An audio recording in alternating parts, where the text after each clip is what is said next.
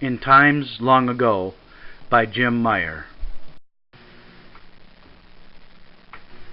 Is it broken if it hurts? Fred's story.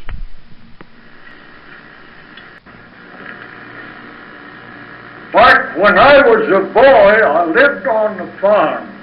My chores back then consisted of feeding cattle, horses, hogs, and chickens. This took a good portion of time. Each family had a certain daily chore. There was water to be fetched and carried.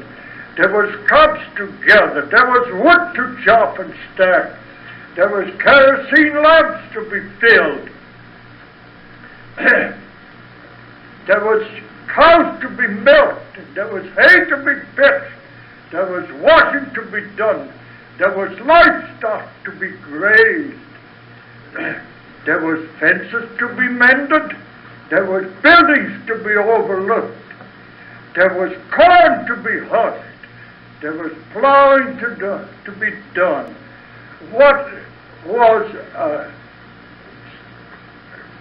extended list after these chores were completed, we felt that the farm was running much smoother all the time. You see, it took a concerted effort for the whole family to make it work. And you know, it had to be done. You could never. We had a skip wagon with triple box on it and a bang board for each, and 2 horses hooked on. Come on, let's go.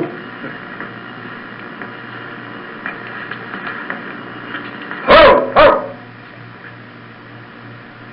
Our farm implements were of the most up to date.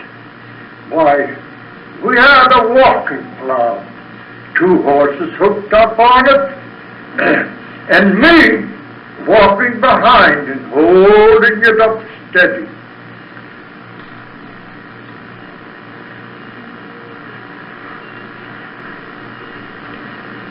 We also had a suction Jack and Jill. That was a 18-inch plow that going brave around it and wheels on those blades. And it had a seat over.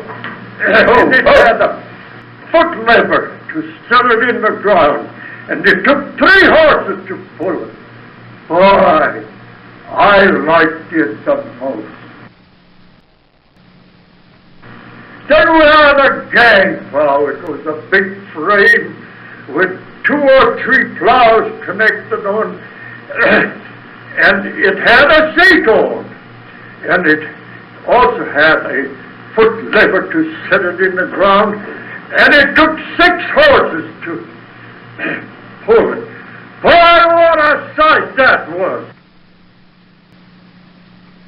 One day I sat behind those 6 horses, and they had a good gait and a fast speed, and all at once one of the plows hit the rock, and it drove me up in the air.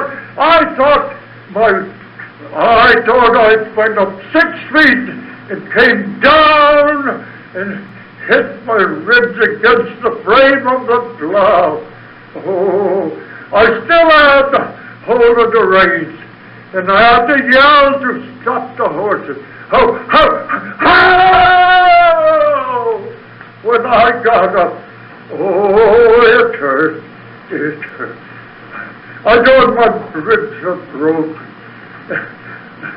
and were bent in. I went to the doctor, and the doctor, he plastered me all up. Oh! He told me I'd be just as good as new. No bones broken.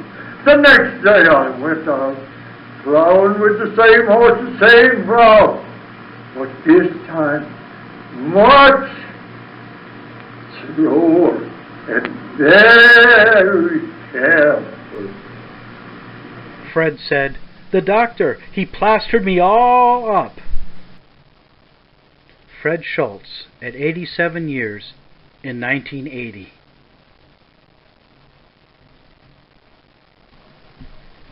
I wonder what struck you the most about Fred's story. I wonder if it's true that when everybody does their chores, things run smoother and get better. I wonder if Fred was giving the plowing chore, or if he liked it and just did it. I wonder if Fred ever feared the responsibility of plowing behind those horses. Someone has to do hazardous chores.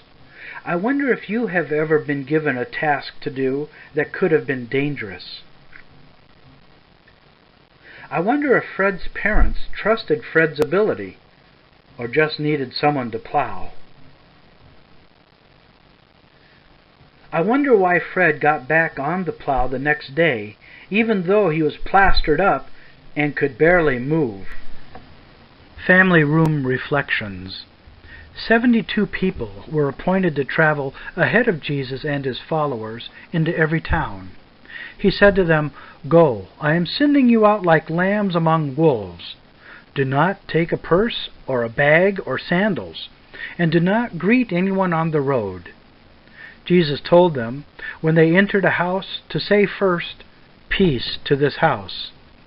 If peace was returned to them in hospitality, they were to stay at that house until they were ready to leave. They were to eat and drink whatever they were given. Jesus also warned them that they could come to a town that would not welcome them. The kingdom of God is near you. He told them to tell the people they were shaking the dust of the town off their feet as a protest against them. The disciples were also to tell the people that the kingdom of God is near, and that it would be more bearable for the people of Sodom than for this town. The 72 returned with joy, saying, "Lord, even the demons submit to us in your name." And Jesus said, "I saw Satan fall like lightning from heaven." The chaos in our lives by being bold and stretching our comfort zone. Where are you in these stories? Fred talked about each one in the family doing the necessary tasks to make things run better. The disciples made life better for the people through their work of healing, proclamation, and casting out demons. In many of the tasks that we do, there can be a downside. The disciples assuredly dodged stones when proclaiming against a hostile town. Even Jesus had to duck out of his own town. But like Fred, they went on with their work despite the dangers.